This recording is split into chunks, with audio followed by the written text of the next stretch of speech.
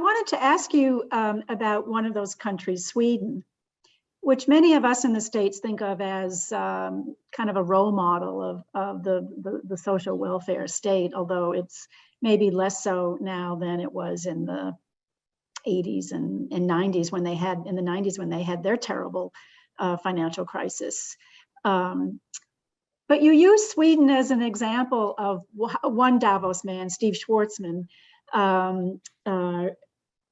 caused many of its problems, including a housing shortage and the rise of its right-wing Sweden Democrats Party.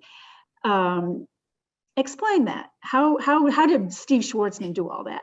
I mean, he didn't. I mean, let me be clear. Steve Schwarzman is not responsible for the rise of the Sweden Democrats any more than Steve Schwarzman is responsible for the failure of American healthcare in the face of the pandemic. But he's part of both of those stories, and he represents a class of investors who did play a significant role. So, you know, Sweden is a country that indeed does have a lot that many countries could emulate. You know, it has very generous parental leave. I mean, if a baby's born in Sweden, the parents get 500 days of leave to apportion however they like between them.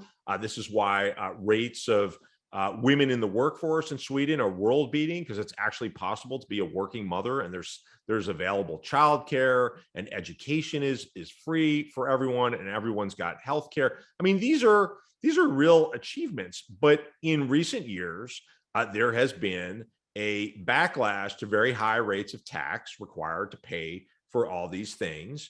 And Sweden has quietly dropped a lot of wealth taxes, cut a lot of revenue, and squared the books by cutting things like healthcare and especially care for senior services. And at the same time, there's been a lot of forays into real estate by people like Steve Schwarzman. And it may be a surprise to those of us who are in New York, but, you know, Stockholm is actually a less affordable city. It's harder to find an affordable apartment in Stockholm that is in that bastion of low-income housing, New York City. That's in part because of people like Steve Schwarzman, who are very savvy about finding places where they can go in, take control of huge blocks of housing, jack up the rent, cut maintenance. And so he's part of that story of people sort of losing faith in the elite at the same time that the Swedish state is catering more and more to people like Steve Schwarzman or to Ingvar Kamprad, who's kind of a bit player in my book, the founder of IKEA, who leaves to get out from under what he views as excessive rates of taxation.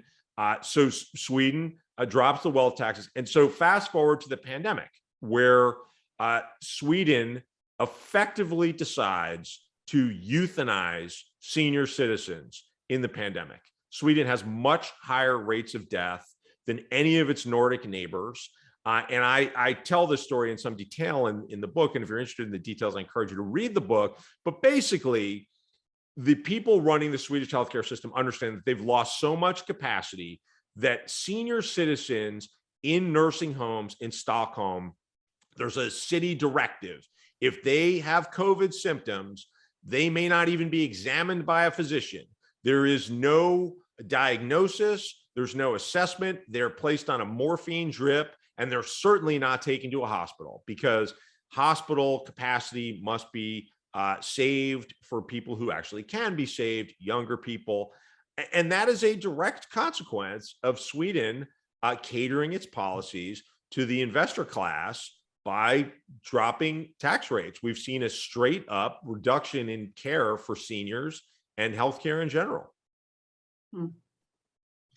And yet, to go back to Steve Schwarzman, he was really only invested in that company that was the real estate investor company for like 3 years.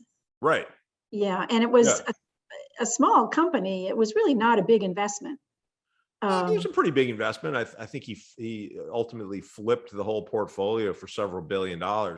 Again, Stephen Schwarzman doesn't have to apologize for the rise of the Sweden Democrats, but Stephen Schwarzman is emblematic. The fact that you could find an investor like Stephen Schwarzman, even in Sweden, this supposed bastion of social democracy, and suddenly have large numbers of working people discover that their rents are going up, they can't reach anybody to fix their plumbing or electrical problems, and then they wake up to discover that their apartments that they've been living in for decades are just chips on the board for an American private equity magnate who thinks globally.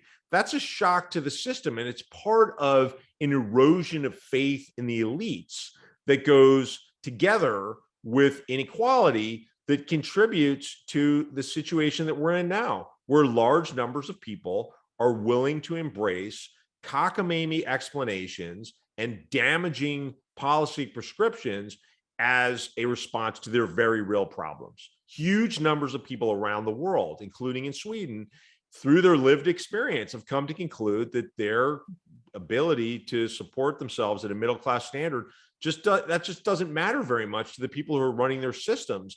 And that's partially the result of inequality.